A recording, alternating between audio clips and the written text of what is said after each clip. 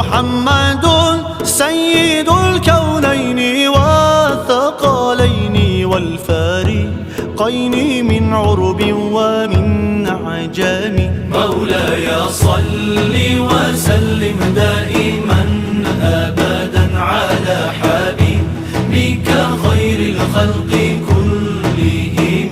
مولاي صل وسلم دائما أبدا على حبيبك خير الخلق كلهم. هو الحبيب الذي ترجى شفاعته